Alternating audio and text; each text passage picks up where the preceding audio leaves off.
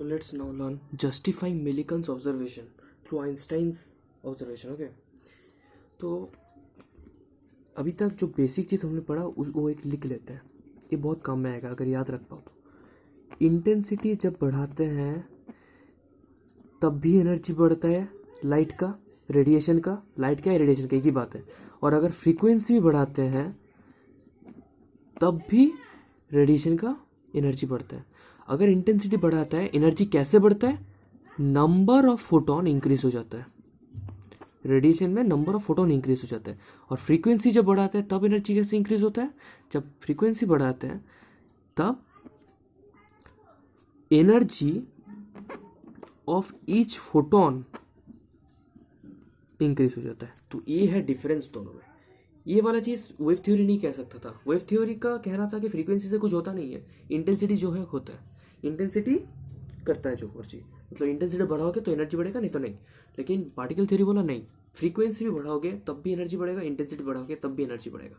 Okay, तब wave theory ये मान लिया। लेकिन वेव थ्योरी का तब भी मानना था कि फ्रीक्वेंसी अगर बढ़ाएंगे तब भी यूनिफॉर्म डिस्ट्रीब्यूशन होगा, इंटेंसिटी जब बढ़ाएंगे तब भी यूनिफॉर्म डिस्ट्रीब्यूशन होगा। लेकिन वेव थ्योरी बोला नहीं, अगर इंटेंसिटी बढ़ाओगे तब यूनिफॉर्मली डिस्ट्रीब्यूट नहीं होने वाला। अगर होगा भी तो कैसे होगा? नंबर ऑफ फोटोन बढ़ जाएगा।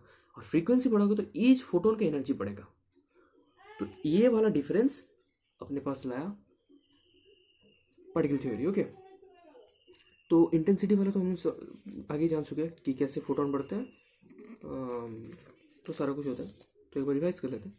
क्या होता है कि देखो एक पार्टिकल, एक मेटल सरफेस है। ओके, अब इसमें फोटोन आके इसको अटैक करेगा और निकलेगा। ओके, अगर एक फोटोन के पास सफिशिएंट एनर्जी है, सफिशिएंट मतलब इसका थ्रेशोल्ड फ्रीक्वेंसी अगर म्यू नॉट है, तो अगर इसके पास एच म्यू नॉट एनर्जी है तभी निकलेगा, नहीं तो नहीं निकलेगा। इसमें अगर फिर इंटेंसिटी बढ़ा दो तो just free number of photon बढ़ता है। लेकिन नंबर ऑफ फोटोन बढ़ने से कोई फर्क नहीं पड़ेगा, क्योंकि फोटो इलेक्ट्रिक इफेक्ट सिर्फ दोनों के बीच होगा। फोटो इफेक्ट में सिर्फ दो पार्टिकल इंक्लूड होगा। अगर एक इलेक्ट्रॉन से 2-3 फोटोन इंक्लूड हो गया तब और फोटो इलेक्ट्रिक इफेक्ट नहीं रहेगा, ये इफेक्ट दिखेगा ही नहीं। ओके, तो ये वाला तो पता चल गया। अब फ्रीक्वेंसी से देखते हैं कि फ्रीक्वेंसी बढ़ाने पे क्या हो रहा है। जब फ्रीक्वेंसी बढ़ाते हैं तब फोटोन का, हर एक फोटोन का एनर्जी बढ़ रहा है। मतलब अभी हम, ये तो हो गया इंटेंसिटी वाला पार्ट कि इंटेंसिटी बढ़ाने पे। अच्छा, इंटेंसिटी बढ़ाने पे करंट क्यों इंक्रीज होता है तो बता चुका हूँ मैं कि इंटेंसिटी बढ़ाओगे तो ज़्यादा से ज़्यादा प्रोटॉन आएगा, ज़्यादा से ज़्यादा इलेक्ट्रॉन इंक्रीज निकलने वाला है, तो ज़्यादा से ज़्यादा करंट प्रोड्यूस होगा। ओके, अब हम बताएंगे कि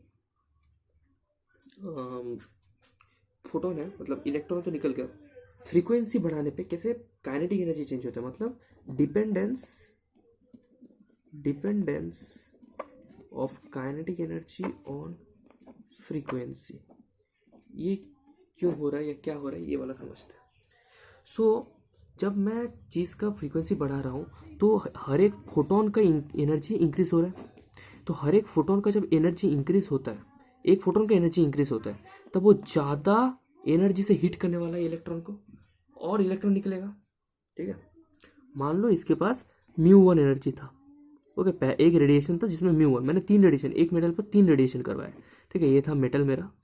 ओके, मेटल जिसका वर्क फंक्शन है W0। इसके ऊपर एक रेडिएशन μ1 करवाया, इसके ऊपर μ2 करवाया, दूसरा μ3 करवाया। ओके, तो सारा कंडीशन लिखते हैं। μ1 केस में एनर्जी Hμ1 निकला है, दिया हुआ है। ठीक है, प्रोवाइडेड कि इसका जो थ्रेशोल्ड फ्रीक्वेंसी है ना, थ्रेशोल्ड फ्रीक्वेंसी मान लो इसको μ0 है, तो μ1 ग्रेटर देन μ2 ग्रेटर देन μ3।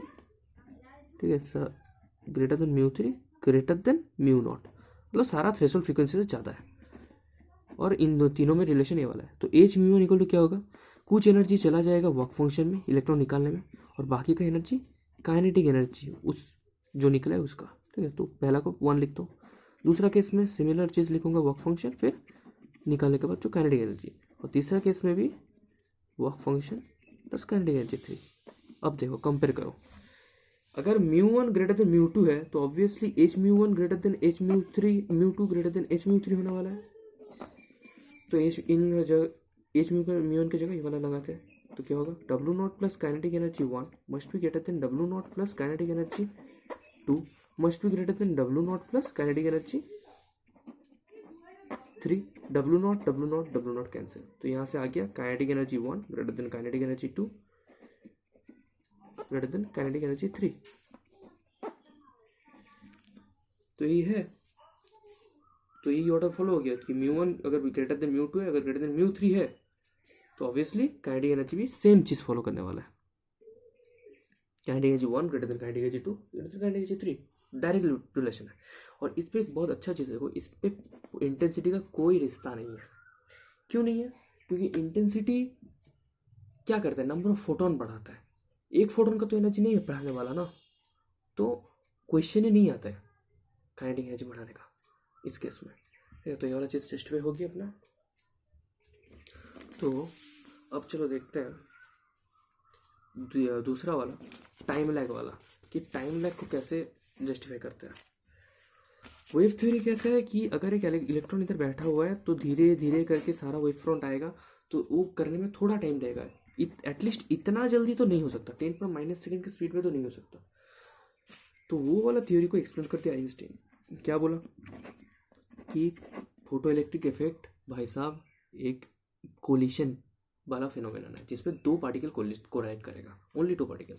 तो कोलिशन हम लोगों को पता है एक इंस्टेंटेनियस मैकेनिज्म है, फोटोन आके फट से कोलाइड किया, इलेक्ट्रॉन को निकल गया, इसलिए ये इतना जल्दी होता है। Okay, it's done. अब चलो हम लोग देखते हैं और एक बहुत अच्छा चीज, जैसे जो है हम लोग अपना प्लैंक्स कांस्टेंट को जस्टिफाई करेंगे। ठीक है, डिटरमाइन करेंगे actually.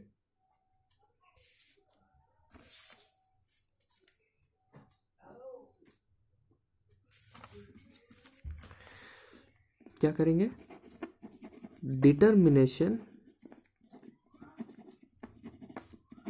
Planks constant. Okay, so h mu not is equal to W0 plus kinetic energy max. Done, पता है। ठीक है, तो काइनेटिक एनर्जी मैक्स क्या होगा, h mu naught minus W0। अब मान लो मुझे इलेक्ट्रॉन को रोकना है, आने से रोकना है, मैं क्या करूँगा, इधर से इलेक्ट्रॉन एमिट हो रहा है, ठीक है, नेगेटिव कैथोड था जहाँ पर लाइट गिर रहा है, और यहाँ से इलेक्ट्रॉन निकल रहा है, और ये पॉजिटिव था जहाँ आ रहा है। तो मुझे ये जो इलेक्ट्रॉन है इसको आने से रोकना है, तो मैं क्या करूँगा, सिंपली सिस्टम में थोड़ा चेंज करूँगा। ठीक है, क्या करूँगा, इसको पॉजिटिव चार्ज कर दूंगा, इधर लाइट गिर रहा है, और इसको नेगेटिव चार्ज कर दूंगा। कुछ पोटेंशियल डिफरेंस V0 आएगा ज़रूर। ओके, हाँ, अब इलेक्ट्रॉन जो निकलेगा इसको ये रिपेल करेगा और ये अट्रैक्ट करके रखेगा, तो नहीं आने देगा। तो इसके ऊपर कितना होगा काइनेटिक एनर्जी, मतलब इसके ऊपर कितना फोर्स लग रहा है, E0, इतना एनर्जी को ओवरकम करेगा ना। तो अगर मैं इसको रोक दिया V0 से, V0 क्या है अपना स्टॉपिंग पोटेंशियल, जो आगे भी हम लोग देख चुके थे मिलिकन एक्सपेरिमेंट में। स्टॉपिंग पोटेंशियल एक ऐसा पोटेंशियल है जिस पर, स्टॉपिंग पोटेंशियल एक ऐसा पोटेंशियल है जिस पर करंट सर्किट पे 0 है। तो EV0 equal to kinetic energy max, ये पता चल गया अपने को। तो यही चीज इधर लगा देंगे, ये वाला में EV0 equal to h mu naught, okay, h mu naught minus W0, बस। तो V0 equal to h by E into mu naught minus W0 by ई।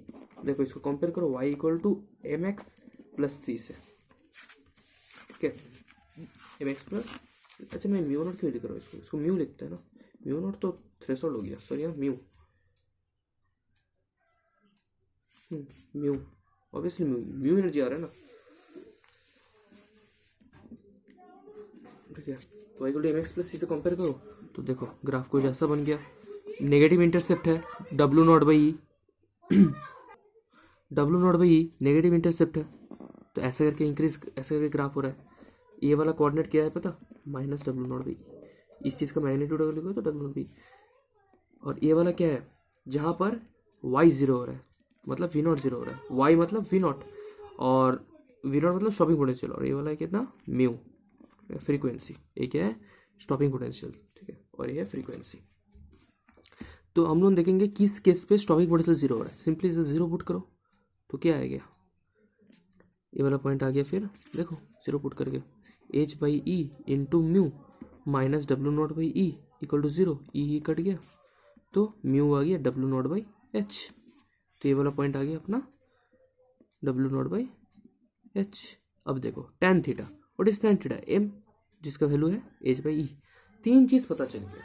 तो मिलिकन जो ग्राफ प्लॉट किया था, ठीक है, वो वाला ग्राफ को उठाया कोई भी मेटल ए के लिए, आयरन के लिए, कॉपर के लिए, कोई भी एक मेटल के लिए। मिलिकन क्या बोला था, सारा पैरेलल है, वो आइंस्टाइन भी प्रूव कर दिया। क्योंकि एच बाई ई ना ही फ्रीक्वेंसी पे डिपेंड करे ना ही पोटेंशियल पे डिपेंड, स्ट्रॉन्ग पोटेंशियल पे डिपेंड करे, तो आइंस्टाइन का लॉस भी प्रूव हो गया। तो ये शायद दूसरा का होगा, और ये तीसरा का मेटल का होगा, ये बी का होगा, ये सी का होगा। लेकिन हर एक केस में जो स्लोप है वो एच बाई ई ही रहने वाला है, सिर्फ ए वाला चेंज कर जाएगा क्योंकि हर एक मेटल का वर्क फंक्शन अलग है। तो ऐसा करके कैसे हम लोग डिटरमाइन करेंगे प्लैंक्स कांस्टेंट को। हम लोग क्या किया, ग्राफ को प्लॉट किया, ठीक है, फिर ग्राफ में कोई भी एक पॉइंट उठाया, फिर उसको हम लोग देखे ग्राफ के साथ मैच करके, ओके। तो मुझे स्लोप मिल गया, अगर स्लोप मिल गया तो h by e equal to slope of curve, slope लिख देंगे। तो h equal to e into slope, मुझे मिल गया एच। तो ये हो गया प्लैंक्स कांस्टेंट डिटरमाइन करने का वे।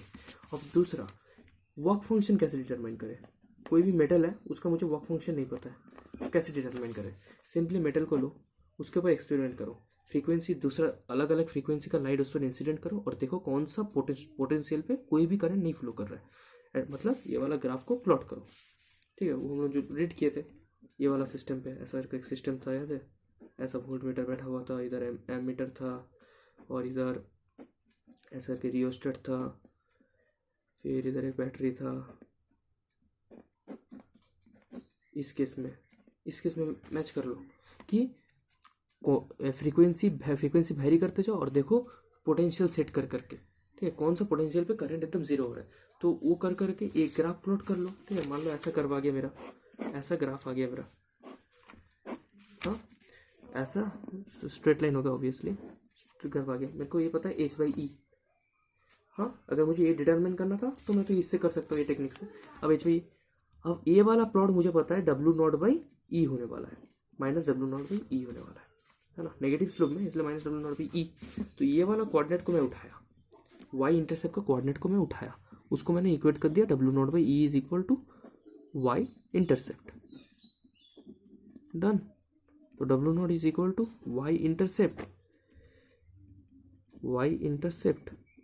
इंटू ई, तो मेरा दूसरा फॉर्मूला आ गया। तो सब चीज़ डिटरमाइन हो गया। तो फिलहाल ये पार्ट खत्म हुआ। हम लोग अब देखेंगे कि डुअल नेचर में पार्टिकल कैसे एग्जिस्ट करता है यार, मतलब अब आएगा हम लोग का बहुत इंपॉर्टेंट पार्ट। अब हम लोग देखने वाला है कि हाइसेनबर्ग्स अनसर्टेनिटी क्या होता है, ठीक है। फिर देखेंगे डी ब्रोगलिस इक्वेशन, ठीक है, डी ब्रोगलिस डुअल मैटर थ्योरी। फिर देखेंगे मैटर वेव किसे कहते हैं। फिर बॉन्ड्स थ्योरी क्या होता है, ठीक है, बॉन्ड्स कॉन्सेप्ट बहुत इंपॉर्टेंट है, ओके। सो फिलहाल के लिए थैंक यू।